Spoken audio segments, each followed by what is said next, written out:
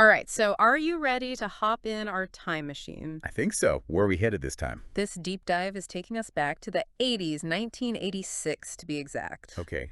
Big hair, shoulder pads. What else are we looking at? We're diving into Gung Ho, that Michael Keaton comedy. Oh, yeah, set in a car factory, right. Lots Oh, of culture clash kind of stuff. right. You wanted to unpack all the cultural dynamics going on there Yeah. and how it ties into globalization. This is like a fun one.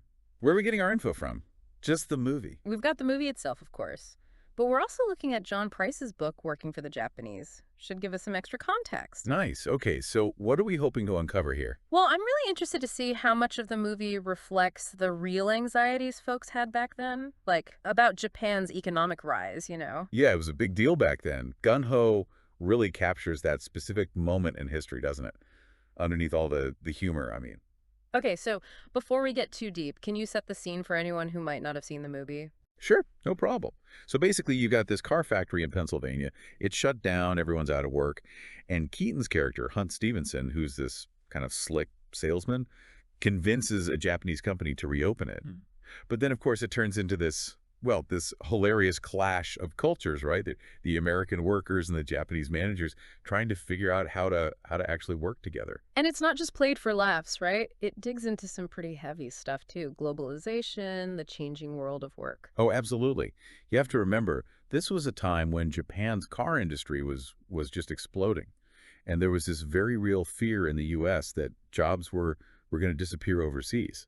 So Gung Ho plays on that, you know. Yeah. You see these American workers who are resistant to this very strict, very disciplined work ethic that the Japanese management team brings in. Yeah, it's interesting you mentioned the car industry specifically. I was reading that in the early 80s, Japan actually overtook the US in car production, caused a lot of tension. Oh, huge trade tensions, yeah. Yeah. So it's like Gung Ho is taking that real world anxiety and giving it this comedic spin, but the core issue is right there on the screen. And they even use visual humor to emphasize it, you know. Oh, totally. Okay. Like what kind of visual gags stick out to you?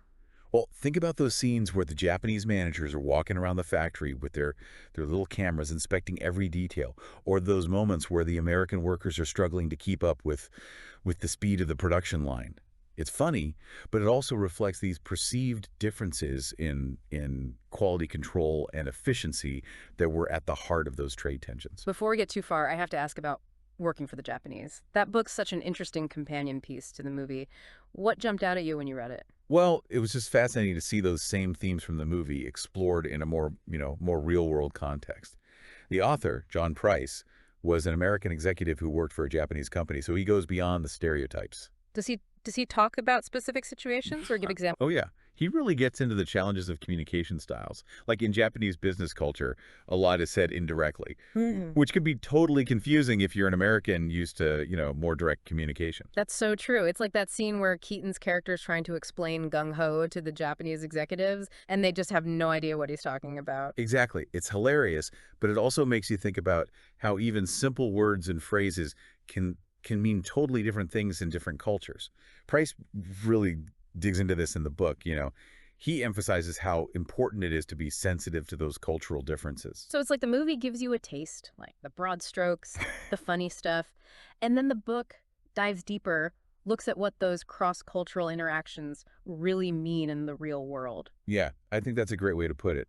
And what's interesting is that both Gung Ho and Working for the Japanese ultimately have a very similar message. Adaptability is key. Adaptability, huh? Yeah. They're both basically saying, hey, the world's changing, globalization is here, it's not going anywhere, so we better figure out how to adjust to these new ways of thinking and working, right? So are they saying Americans need to become more like the Japanese in their work style? Well, that's where it gets interesting. Gung Ho initially seems to be leaning in that direction. Keaton's character is pushing the American workers to adopt Japanese methods, but there's a subtle shift as the movie goes on. Oh, what kind of shift? Well, instead of complete assimilation, the movie starts to show the strengths of both cultures. Like, remember that scene where the American workers' ingenuity actually helps solve a problem on the assembly line?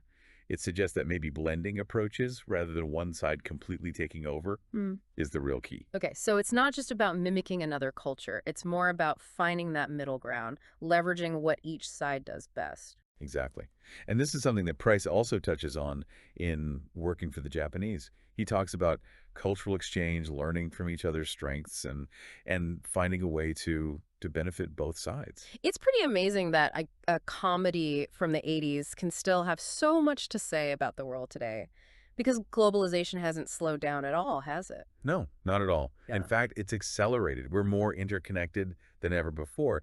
Understanding and navigating different cultures isn't just a nice skill to have anymore. It's essential. Whether you're in business, technology, you name it, you're going to be working with people from all different backgrounds and perspectives. It sounds like Gung Ho was onto something pretty important, even if it was in a lighthearted way. A reminder that sometimes humor can be a good way to look at these really complex issues, right? Totally. And it's a reminder that even though those cultural differences can create friction, there's always potential for understanding, Mm. for collaboration, and maybe even a few laughs along the way. Okay, well, speaking of laughs, before we get too serious, can we indulge in a little gung ho trivia? This one blew my mind. Tom Hanks was offered the lead role. Oh, wow, really? Hmm? I mean, it's hard to imagine anyone but Michael Keaton as Hunt Stevenson now. But it's true, Hanks turned it down. Hmm, And I think it ended up being a big break for Keaton's career. for sure. This was right after Mr. Mom and before Beetlejuice and Batman. It was like the perfect stepping stone for him. What other trivia do we have? Another interesting tidbit, this was one of the first Hollywood movies to really focus on Japanese business culture, like Uh-huh. put it front and center. Yeah, totally. And get this, they filmed Gung Ho in an actual General Motors plant in Michigan. Wow. I didn't know that. Apparently, they wanted to make it as real as possible, so they had to work around the plant's actual operations. You have real workers, real managers going about their day, and in the middle of it all, they're shooting this comedy about a Japanese takeover. Crazy. That's why. So we've got the plot, the cultural background, even some trivia. But before we go deeper into those cross-cultural strategies from the movie and working for the Japanese, I want to shift gears a little. Let's talk about how the characters' experiences reflect the economic anxieties of the time. Like, how did people really feel back then? You can really feel that anxiety throughout the whole movie, can't you? Oh, yeah, totally. Like that scene where they're all in the bar, Yeah. worrying about their jobs, their houses, everything. It's pretty powerful, actually, especially when you think about what was happening back then. All those factory closures and people losing their Eh, jobs. it felt like everything was changing and nobody knew what to do. And Gung Ho really shows that sense of desperation. Like those workers see the Japanese company as their only hope. But at the same time, it's a threat too, right? Yeah. They're grateful for the work, but also scared of what it means, having to do things differently. And it's not just about being unemployed, it's also about pride Yeah. in their work, Yeah, right? absolutely. These guys were skilled laborers. They built things. They were part of something. There's that great scene where one of the older workers talks about how he helped make cars and how they were like the best in the world. Oh, yeah, I remember that. Yeah. You can really feel that pride in American craftsmanship, Mm. and it feels threatened by the Japanese way of doing things. And it seems like that economic anxiety kind of makes the cultural misunderstandings even worse, right? Like the Americans resist working longer hours because it threatens their way of life. That's a good point. The movie really shows that American idea of work-life balance, you know, that your job is separate from your personal life. But the Japanese way, at least in Gun Ho, is totally different. Right. Work is life, basically. Yeah, and there's this huge emphasis on loyalty to the company. I mean, obviously it's a generalization, but you can see how it would freak out the American workers.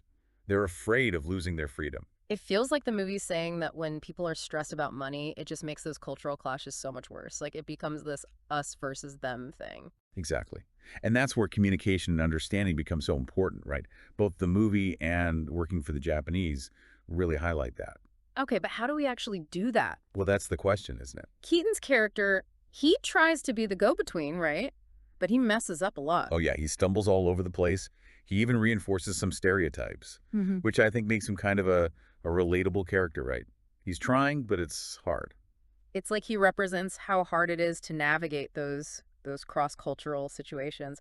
But the book, Working for the Japanese, does it talk about any specific strategies? Like what does Price recommend? One thing he really stresses is active listening, really trying to get where the other person is coming from before you jump to conclusions. Makes sense. He also talks about being patient and persistent because building trust across cultures takes time. You know, it doesn't happen overnight. That reminds me of that scene where the Japanese manager, Mr. Sakamoto, finally opens up to Keaton's character. Oh, yeah. When he talks about his own struggles and pressures, Yeah. it's such a brief moment, but it's really powerful. Like they connect as people. Yeah, it shows that underneath all the cultural stuff, we all have the same basic human experiences, right? Yeah. Hopes, anxieties, all that. For sure. Recognizing that shared humanity is huge when it comes to building bridges and understanding each other. Okay, but that's all pretty theoretical, right? How do you actually do that in the real world, like in a busy workplace? Well, that's where things like open communication come in, you know? Hmm. Being willing to learn. Price actually suggests making an effort to learn about the other culture, even if it's just the basics. And just being open to learning in general, right? Exactly. Ask questions, clarify Exactly. stuff if you don't get it, be open to feedback. It's about creating an environment where people feel safe to speak their minds. So it's about seeing cultural differences as a chance to learn and grow, not something to be afraid of. That's it. And I think that's a really important takeaway from both the movie and the book. They're saying that diversity can actually make us stronger, more creative. Yeah, it's kind of like instead of just having vanilla ice cream your whole life, you suddenly realize there are all these other flavors out there. That's a great analogy. And just like with ice cream, sometimes trying new things can lead to amazing discoveries, right? You might even find a new favorite. So, if we were making Gung Ho today, what kind of cultural clash would it show? Are we any better at dealing with differences now than we were in the 80s? That's an interesting thought.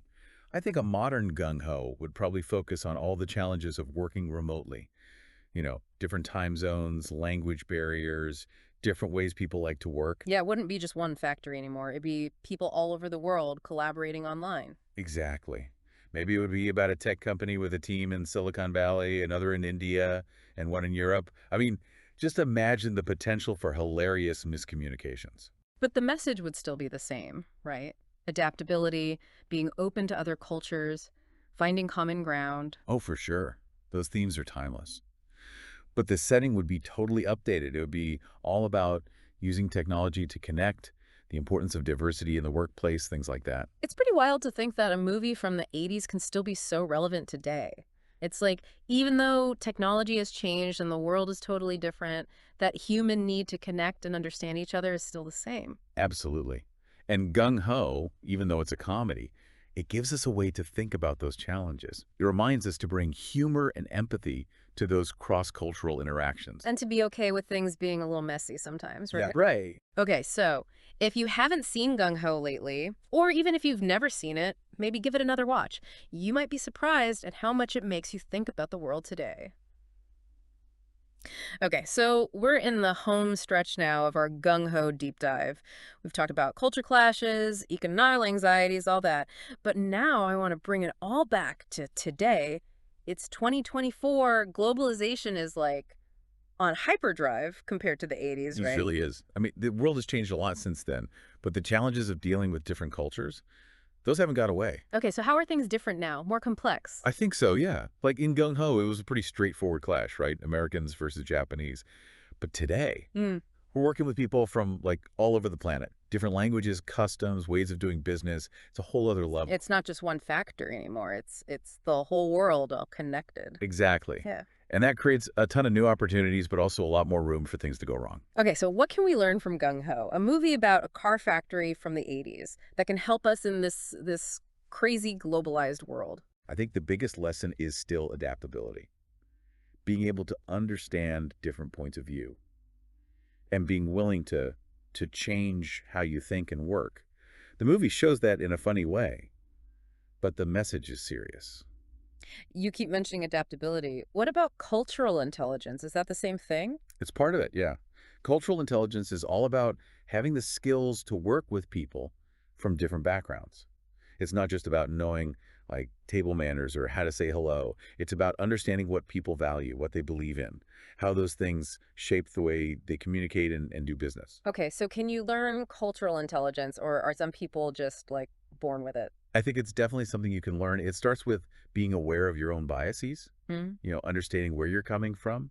And then it's about being curious about other cultures, asking questions, really listening. It sounds like it's all about being open to new things, being willing to step outside your comfort zone a little. Exactly.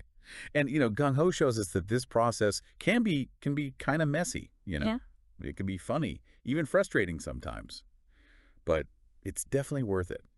When we try to understand other cultures, it opens us up to a whole new world of possibilities, new ideas, new ways of seeing things. Yeah, like instead of just eating vanilla ice cream your whole life, you suddenly discover there's a whole world of flavors out there. Exactly. And who knows, you might find a new favorite. So if we were remaking Gung Ho for today, what kind of culture clash would we show? Like, are we any better at this whole adaptation thing now than we were back in the 80s? I think a modern gung ho would probably be all about remote work. People trying to collaborate online across different time zones, language barriers. Yeah, like a tech project with people from Silicon Valley, India, Europe, all working together. Yeah. There'd be tons of potential for those classic gung ho misunderstandings.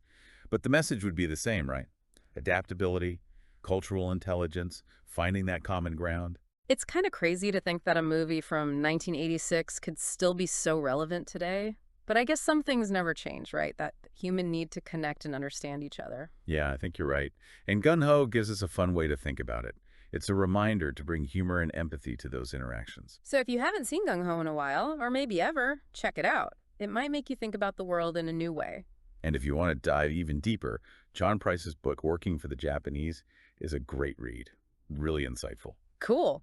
Well, that wraps up our Gung Ho deep dive. We hope you enjoyed the trip back to the 80s and learned a thing or two about our crazy, interconnected world. As always, keep exploring, keep asking questions. The more we understand each other, the better off we'll all be. Great advice. Until next time, keep diving deep and stay curious. We'll be back soon with another topic, ready to uncover more hidden gems of knowledge. See ya.